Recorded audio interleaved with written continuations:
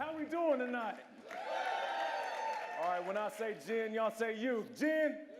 Gen? That's what I like to hear right there. All right, well, I appreciate you guys joining us. I want to say thank you to Alexis, thank you to PepsiCo, thank you to GENYOUth, everybody involved. Give a hand to all the servers tonight. Thank you to all the volunteers. And thank you to these superheroes. I want to start by talking about the word superhero, because when people look at athletes, they focus on what they see on the TV screen, and oftentimes they do label us as modern-day superheroes, but we were once kids just trying to find our purpose in life. So who were the superheroes in your lives? Let's start with you, Aaron. Ooh, the superheroes in my life. I had quite a few, but the two that come to mind are my parents, who are here tonight. You know, Who are both teachers, right? yeah, they're both educators, PE teachers, and a little bit of leadership. And I know I wouldn't be here today without them. You know, the sacrifices they made. You know, not only for my education, but for all the sports I wanted to do: football, basketball, baseball, soccer, everything. I really appreciate it. I still can't thank them enough. Speaking of that, give a round of applause for that. So what about 6'7"? 6'7", 285? 280. I'm slimming down a little bit. You couldn't play football, fam? Oh. I mean, the Giants could use you. Yeah. They could use Vic too right now. Yeah, they could. 100%. 100%. But we appreciate all the educators in the house tonight. I met a couple, so thank you for what you do. Let's give those a round of applause. Claressa, from what I've read, your father, Bo, didn't necessarily want you to get into boxing. No. Right in the beginning. But you also talked about your grandmother, how she was so influential on you, and that she said you shouldn't put any restrictions on yourself, regardless of your gender. Speaking of superheroes, who were the superheroes in your life? Well, one, my grandmother. Her name was Joanne Adams. And Muhammad Ali. Those were two people that really inspired me. Love Muhammad Ali. He's the GOAT. I love him. It's so crazy. So I thought Will Smith was Muhammad Ali because he played him in the documentary, right? So I was in love with Will Smith also. But just the fact, everything he stood for, me being a boxer and me being in a sport that was dominated by men and told constantly over and over again that I wasn't supposed to be doing it, but I was better than a lot of the men. So it was one of those things where Muhammad Ali was like, do something that you believe in and, stick to it, and no matter what nobody tell you, you do what you believe in. And I always believed that women could be just as great as men, so I'm still boxing. Talk about it. Yeah. Hey now. So you actually you don't just spar with women, you beat up on guys too. I actually spar men majority, like 90% of the time. It's hard to spar a woman. I really can't. I can't go 100%. You know, and I hear you, champ. I hear you. And that's not good for me, because I got to know what I can and can't do. Yeah. And, with the woman, I can drop my hands, like I did in my fight you just watched recently. Yeah, I know. I saw you, girl. But when I got to spar against the men, I got to keep my hands up. I got to slip over here and go over there. I got to do all that stuff. Woo! So My rib just hurt. Float like a butterfly. You felt that? You felt that? That hurt. All right, now, Vic, your daughter, Kennedy, you spend a ton of time with her. I follow you on IG. We go way back. We're friends. And I see you as a father to her, a superhero to her. Who were the superheroes to you when you were her age? When I was her age, mainly it was my mom. I mean, my mom just made so many sacrifices to, running me back and forth. Like, I wanted to play every sport possible. And she was, at the age of 7, she was like, you're very active. You're all over the place. We're going to put you in something. She put me in karate first. And I was just like, all right, and I loved it. I became a black belt at 12 years old. I was like, all right, on to the next one. So but within that, I started playing basketball, football, all these different things. But it was her sacrifice and her working a job and driving 45 minutes to and from and running me to practice after that and then picking me up from practice at 9:30, 10 o'clock, coming home, food's already ready. Like, she was the one, and not to mention I had a younger sister that she had to take care of also. So her sacrifices, without those, I don't know where I'd be today. I hear you on that. Now, Aaron, let me make sure I get this right. You're the fastest player in Major League Baseball history to 70 home runs? Okay. Give it up. Give it up for sure. Now, I think your fans, which are everybody from the 5-year-old to the 50-year-old, they see the size, they see the speed, the athleticism, the hand-eye coordination, the home runs, but they don't know the work that you put in. You spoke about the superheroes in your life. How did you become super powerful?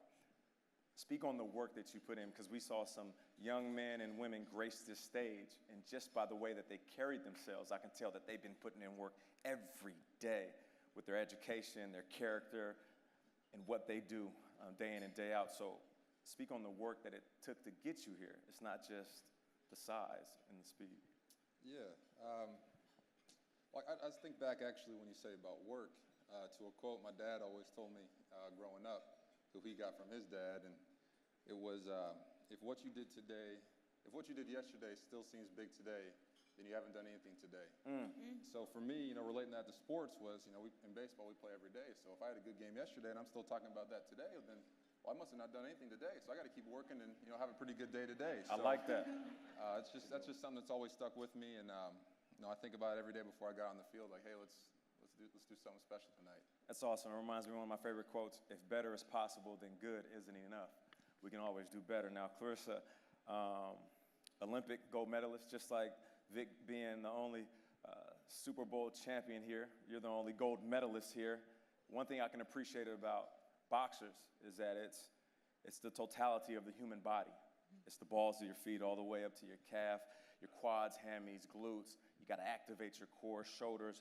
You got to have the hand-eye coordination. You got to be able to move and jab. All that comes in one moment when you're in the ring. But there's a surrounding cast behind you when you're working out. Talk about the importance between you being alone in that ring and the relationship of the people that are training you. Because our youth, they're attached to us. They're attached to these companies. They're attached to the corporations. They're attached to all of these adults in this room. So we want to speak on that importance. So how are they important to your success? Well, when I started boxing, I was 11 years old. I'm 23 now, for those who didn't know. You started at 11? 11 years old. And when I started, I was the only girl in the gym. So it was a bunch of, boys, and everybody, my name went from Claressa to Rest. And it all started with, the hard work, the training. I wanted to do everything like the boys did. And when I was 11 years old, I didn't have these big tree trunks I have now. I was not needed, and I was very skinny. I'm skinny now, but I was very skinny. And my knees went in like this, but now they stand like that. That's only because I saw the boys doing that, and I wanted to be just as great as them, and I wanted my coach to compliment me like he did them. For sure. And I picked up everything so quick, and I just really was a learner. If I don't know something, I ask, and I just kept learning, and I was a hard worker, and even though it hurt, it's like kind of one of those pain-pleasure things. It was like, it burned, but it feel good. So I continued to come back to the gym, and all of a sudden at the age of 13, I found out about the Olympics. It was me and my coach in the gym. We trained Monday through Friday. It was 7 to 9. On Fridays, nobody would show up. It was just me and my coach. The boys, they were getting older. They were at parties. They had girlfriends. I was single. I was in the gym. I didn't like to mingle. I was just like, I'm in the gym working, and I always questioned, was I the best? And from the age of 13, my boxing coach, Jason Crutchfield, was telling me, you're the best woman fighter ever. You can be better than the men. And if you work hard, you can be this and you can be that. And, you really don't believe it. You're just like, Coach, calm down, And I didn't really know until at the age of 15, this big girl named Tyler Lordwater came to the gym. She was 178. I was 156. And I mean, this is a big, stocky, no offense, she was a big, stocky white girl. I mean, I've never seen her. Listen. Corn-fed. She was kind of built like Erin. She was huge. And she was ranked number 2 in the world. Not number 2 in the country, number 2 in the world. So when she came in the gym, and my coach said I was sparring her, I was like, all right. But she looked at me and she was like, so how many rounds you want to go? I'm like, how many you want? She looked at me, she was like, I give you 4 to 6. And I was like, all right. because I had never sparred Right. 4 rounds or made it past 3 with a woman. So I just was like, she don't know what she in for. So the first round, and like I said, I was 156, he was 178. Right. And we got in the first round, and she just came there throwing bombs at me, like trying to hit me. And you know, I got the head movement, I got the nice stuff going on. And I mean, when I hit her, she looked at me, and it was this something in her face, and she was like, oh my, okay. Okay. I think I got myself in some trouble. And after the first round, I just started hitting her to the body, and you know, I started working her. And after the 4th round, she had her hands on her knees, and she was just like, she done. And I'm like, what you mean you done? You said you wanted 6 rounds. And it's a funny story.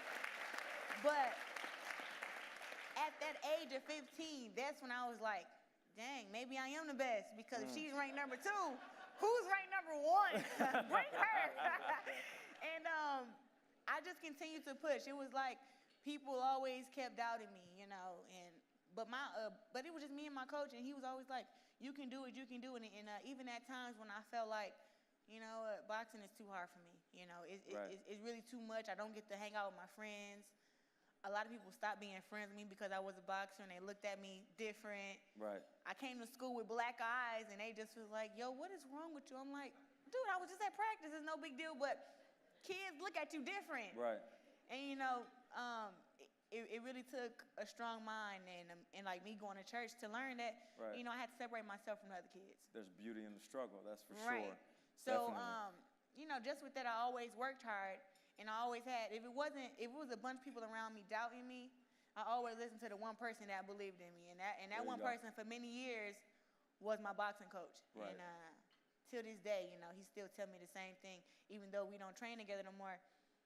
You know, still just your best is never good enough, because your best is always yet to come. So I'm always trying to get better, trying to get faster, trying to get stronger, and you know, just. And you're the best. Breaking all the records. The That's quote, it. you hear me? You breaking all the records, Yeah. that's right. Now, Victor Cruz. I played 11 years in the NFL. I didn't even sniff a Super Bowl.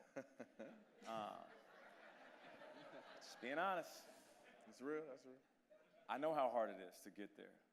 You got to the mountaintop. I know your story. I know the struggles, the highs and lows. I know how hard you had to fight just to get noticed. I know how hard you had to fight just to get respect. You still hold the single season record for receiving yards for the New York Giants. I believe it's, yeah. 1,536. Correct. That's accurate, that's accurate. What was it like? You know, because we have a lot of successful people in this room. And whether it's the amount of sales they made this year, the amount of money they have in the bank account, the grades that these young kids are getting, the scholarship offers, degrees. But one thing I know about you, even after winning it, you kept working, you kept grinding. Even still to this day, we're in the same field. NFL Network, CBS, ESPN. So too, what was it like hoisting that trophy up, but then realizing, I gotta keep going? It was, first of all, hoisting that trophy up and being a kid from Paterson, New Jersey, growing up in the shadows of Giant Stadium, respecting the Giants and understanding what that organization was all about from a child. So to raise that trophy around my friends and family, and then do the parade and then just do the whole gamut, it was just like, it was a dream come true. There's nothing that could top that moment other than my daughter being born. Like there's nothing else that equals that level of feeling proud and feeling accomplished in that moment. But in that moment of hoisting that trophy, I think back, right? I think back to when I was kicked out of college twice for academic issues, when I was home taking community college courses in Paterson trying to get back, right?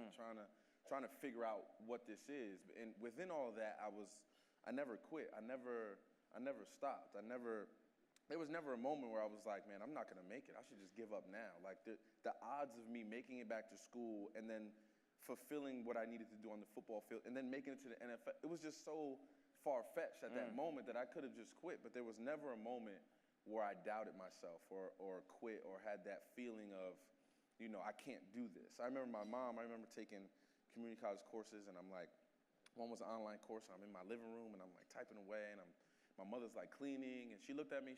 I remember she looked up and she looked at me. And she was like, "When you're done with all of this, you better write a book, because this journey that you're doing is gonna be unbelievable when you come out the other end." And at the time, I was like, "Ma, finish sweeping, please. I gotta finish this class. Like, I don't know what you're talking about." But in hindsight, after I won the Super Bowl, I wrote a book. I honored it to my mom.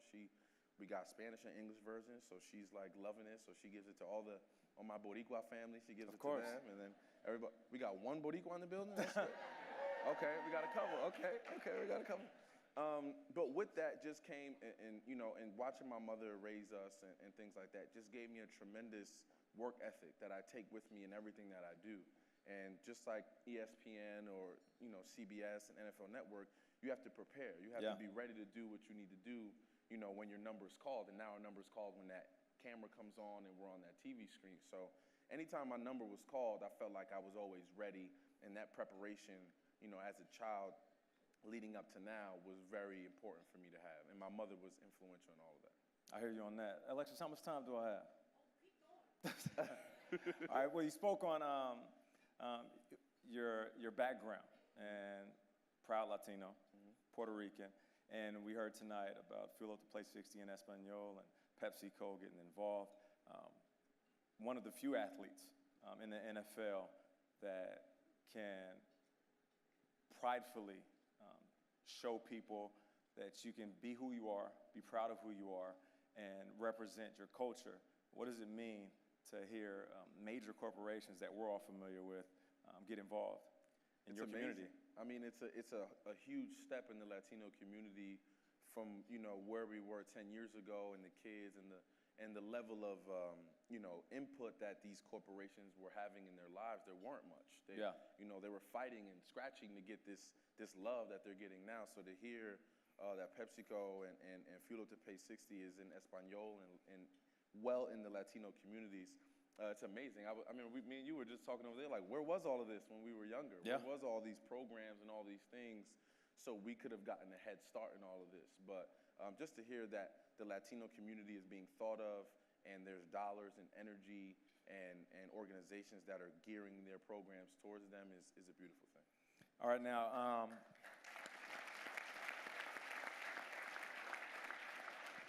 I asked about the superheroes in your life, and I started by talking about the superpowers that you guys have. There's always a moment superheroes have, like Peter Parker. He gets bit by the spider, and he realizes, oh, snap, I'm Spider-Man. Was there a moment in your life where you looked in the mirror and you thought to yourself, I have a shot at doing something special? And this doesn't even have to be sports related, but is there, and it doesn't have to be when you're young, it could be when you're older, but for those sitting here as adults and as kids, was there a moment that you guys realized, I can make an impact in this world? Aaron?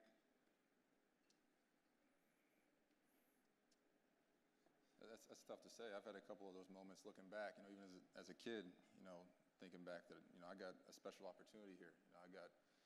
I'm blessed to be surrounded by so many great people. But even now, when I, go out in Yankee Stadium and I take the field and I look around the stadium and I see little kids wearing like a little 99 uniform, I get the chills thinking about that. I never could imagine, being in this position and, being able to reach so many kids and try to be a positive role model for them. So whenever I look in the stands and see kids, wearing those jerseys, coming out to Yankee Stadium, the energy they have, man, it just pumps me up. I just want to try to inspire them to, reach for your dreams. I grew up as a kid out in a small little farming community in Linden, California, and now I'm in the Big Apple, so it's, anything's possible. Claressa?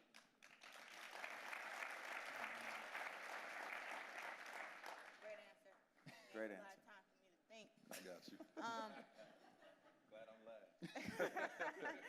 Well, when I won the first Olympics, I was 17. And then when I won the second one, I was 21. And I got to say, I felt like being the only American to win 2 consecutive Olympic gold medals, that's when I realized that my life was bigger than boxing. Because of one, my reaction and how I thanked Jesus and everything after I won. But then it was just how people were crying about me winning. How I'm from Flint, Michigan.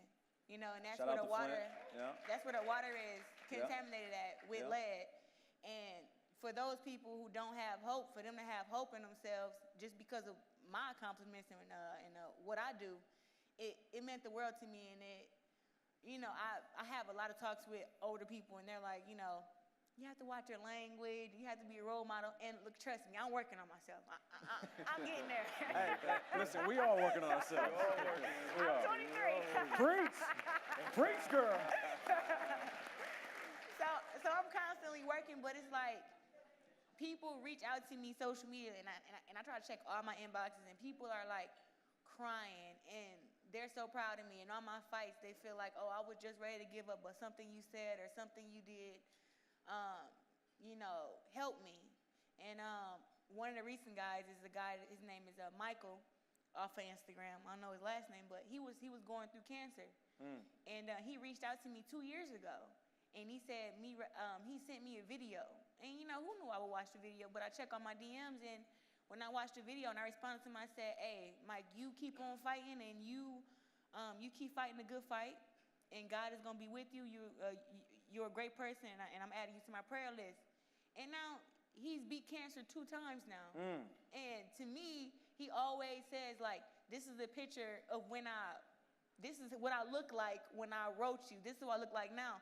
And I was able to meet Michael in person, and I mean, he was freaking out. He was going crazy, almost about to cry. But just to be able to touch people in that way means the world to me. That's awesome. So I think all that stuff. That's awesome.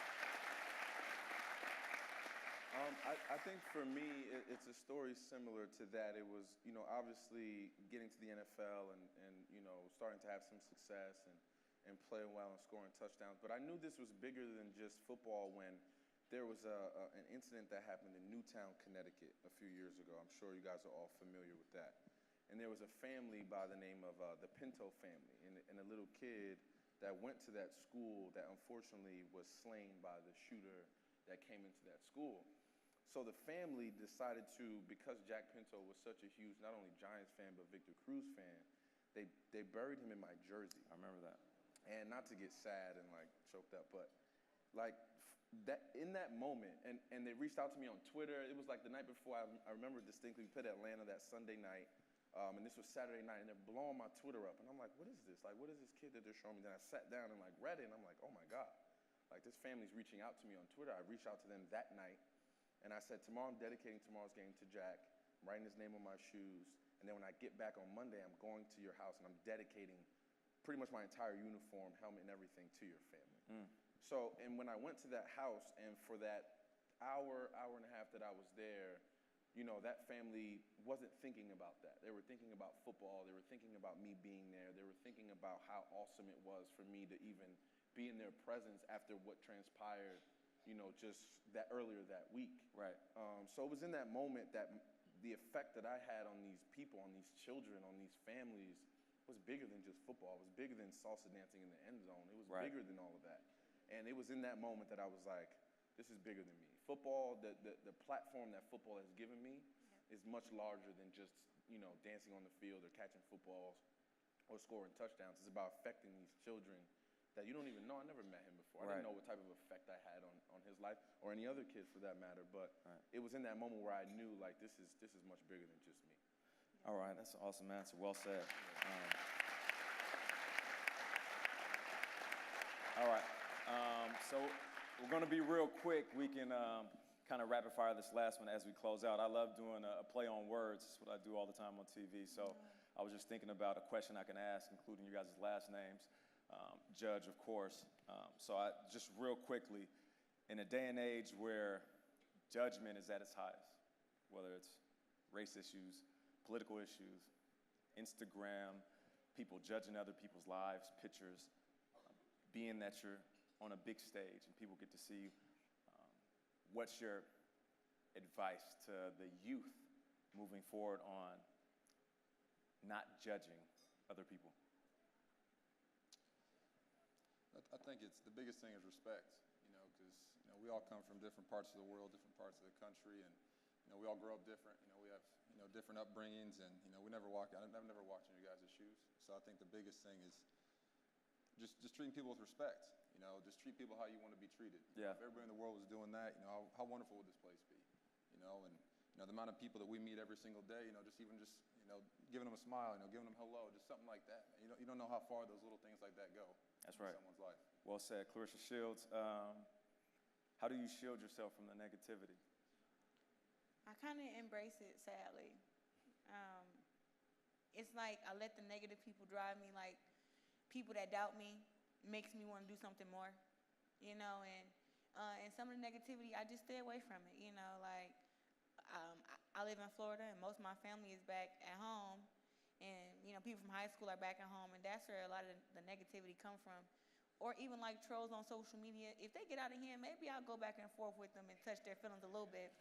But I love it. I feel you. I've been there. But if it gets too far, I'll block them. And Right. that's my shield, is the block button. I'll block them. I hear you. But other than that, just knowing that I know what I'm doing. I always tell people that, like, people always try to give advice and say stuff and ask me how much I weigh. I know what I'm doing. I've been Right. doing this for years. I love boxing. I don't want to disappoint myself. I don't want to disappoint you. Just let me do what I do, and just know Shield's going to take care of business. I feel you on that. All right. All right, Victor.